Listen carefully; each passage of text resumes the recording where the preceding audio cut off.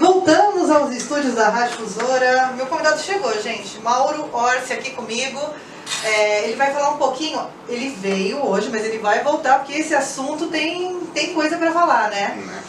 O Mauro ele veio falar um pouquinho do plano diretor e do Parque Serra do Japi, né? Hoje você faz parte dos conselhos. Já fez parte? Faço parte do CONDEMA, fiz parte do Conselho Gestor da APA. Hoje eu faço parte do CONDEMA. Eu vim aqui pela Rede ESC para falar mais especificamente até da Serra do Japi. O que está acontecendo na Serra do Japi? Eu sei que está envolvido em bastante polêmica, sempre tem a briga do patrimônio, da reserva e das construtoras, né? O que está acontecendo na Serra do Japi hoje? Na verdade é o que não está acontecendo na Serra do Japi, né? Porque a gente tem todas as diretrizes para a conservação da biodiversidade do estado de São Paulo, elas indicam que a Serra do Japi tem que receber uma proteção integral. E hoje só 10% da serra recebe uma proteção integral. Hoje a Serra do Japi é uma APA, assim como toda a nossa cidade é uma APA, uma área de preservação ambiental, que de acordo com o SNUC é uma unidade de conservação de uso sustentável. Então, hoje, em grandes áreas da Serra do Japi, a gente pode ter 50% do terreno com plantação de eucalipto. Mas, hoje a gente sabe que isso é prejudicial para o meio ambiente, que seca nascentes, coisa que a gente não sabia. Quando começou a plantar isso, a gente acreditava que era uma alternativa até melhor para o meio ambiente, né? Na época que a Duratex se instalou na cidade, acreditava-se que o eucalipto era uma alternativa de se desmatar menos por metro quadrado, para poder extrair celulose. Então, não se trata de uma briga, mas se trata assim de, vamos... De uma discussão para a cidade, vamos entender o que está acontecendo. Então, para você ter uma noção do quanto a gente tem que lutar para preservar a Serra do Japi, foi tentado no novo Código Florestal colocar que toda área de preservação, que não fosse de proteção integral poderia ser florestada com madeiras lenhosas, com eucalipto, no estado de São Paulo. Mas isso caiu por uma DIN, uma ação direta de inconstitucionalidade. Então você vê, a Serra do Japi, ao mesmo tempo que a gente está parado na discussão, ela sofre ameaças diariamente, né? Não só dos eucaliptos, mas como especulação imobiliária também. Então, resumindo, hoje a gente tem um projeto que transforma a Serra do Japi numa unidade de conservação de proteção integral, que é o Parque Estadual. E esse projeto, ele já passou pelas comissões que tinham que passar, ele já foi analisado na Assembleia Legislativa, ele já está aprovado para ser implementado, entendeu? Aprovado para entrar na pauta do dia e ser implementado o Parque Estadual da Serra do Japi. Porque toda vez que a gente fala de plano diretor, nós tivemos aqui um tempo atrás o plano diretor participativo, né, que dá algumas diretrizes de como a cidade vai funcionar, e quando muda gestão, alguns projetos eles param, né? Esse caso dessa lei, essa lei já foi proposta faz tempo, né? Então, eu estava falando do Parque Estadual mais em relação ao plano diretor, tipo,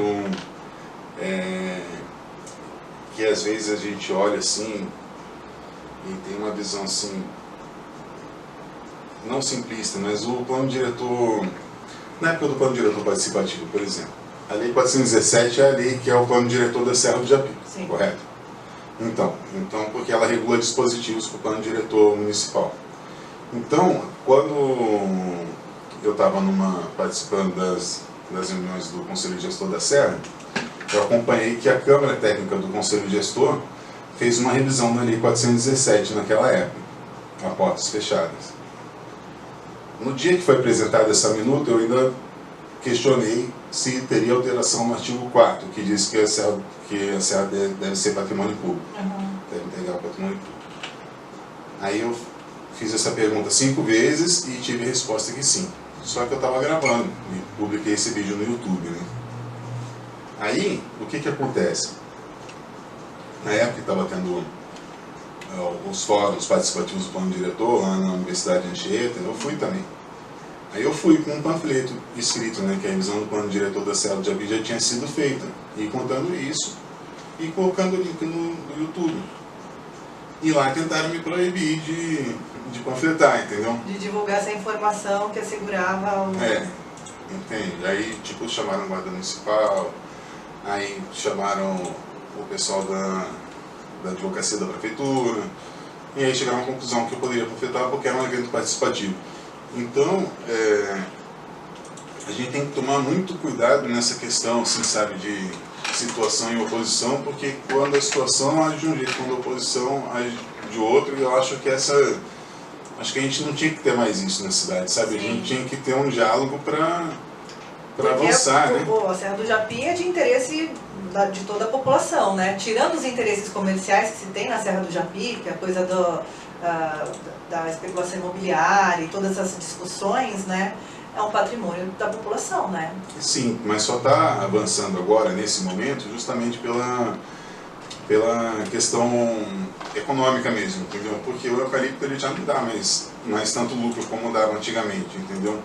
Então, até mesmo para os proprietários dessas terras, é muito mais inteligente que o parque, apoiar o parque estadual e que o parque estadual seja implementado e que eles possam dar até suporte para o parque estadual, no caso de até mesmo de sanitários, alguma estrutura básica assim, sabe?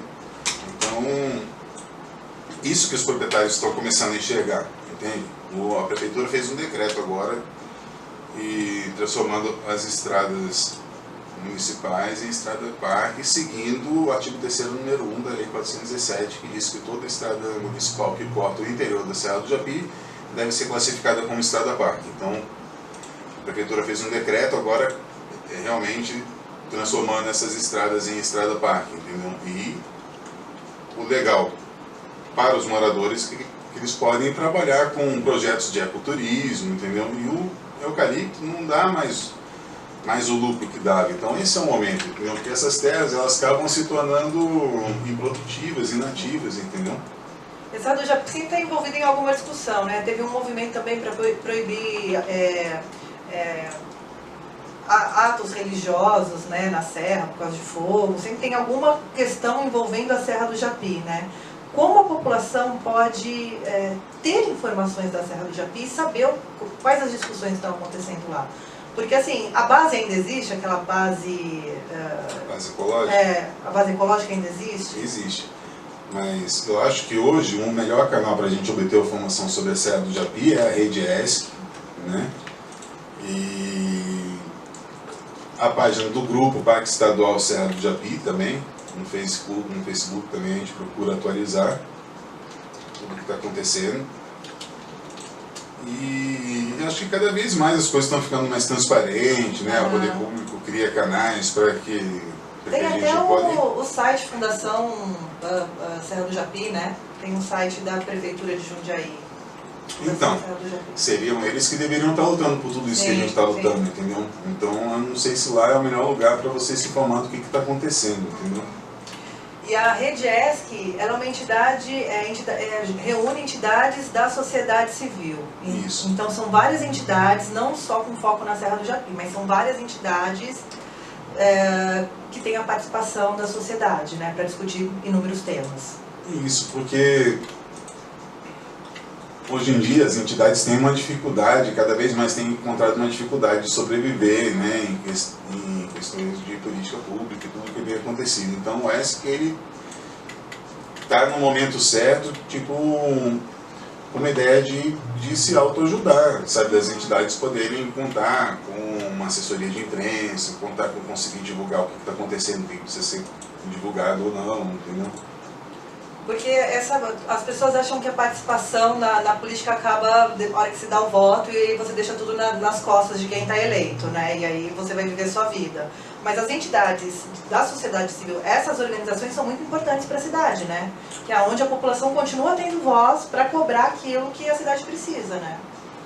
Então, eu não voto, eu acho que o nosso voto não tem nada a ver com nada, e mesmo sendo contabilizado ou não, essa questão de urna eletrônica e tal, tudo é colocado de uma maneira que a gente acaba escolhendo entre dois candidatos e a opinião pública é formada de uma maneira e conduzida de uma maneira para colocar uma pessoa lá no poder. Então não acredito que o voto seja uma alternativa para quem quer mudança. Para quem quer mudança. Eu acho que tem outras alternativas que a gente ganhou depois que terminou a ditadura, né, tentando comemorar agora, né?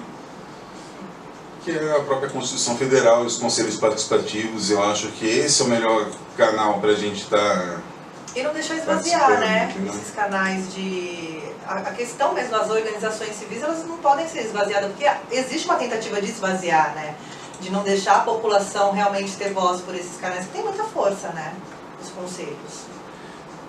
Com certeza. E hoje os conselhos, eles são ocupados por pessoas que têm interesse naqueles assuntos, entendeu? Então, só que como é um conselho participativo, se você chega lá como sociedade civil e tem lá 30 pessoas defendendo seus interesses e todos são de entidades e ninguém é da sociedade civil, você chega lá com um munícipe, aqueles 30 tem que ser colocados do outro lado da balança e você do outro lado, e isso é pesado, entendeu? Sim.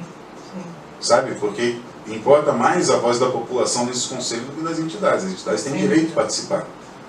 Então é isso que a gente tem que, infelizmente, começar a correr atrás, porque a gente precisa ainda correr atrás de onde que é feito, quando é divulgado, entendeu? Então o Conselho Gestor, o Conselho Municipal de Defesa do Meio Ambiente, por exemplo, ele é feito na segunda quarta-feira do mês, lá na Unidade de Desenvolvimento Ambiental, conhecido como Viveiro Municipal, naquela rua que sobe ali por cima do Maxi Shopping. Tá, ali indo pro Horto. Isso.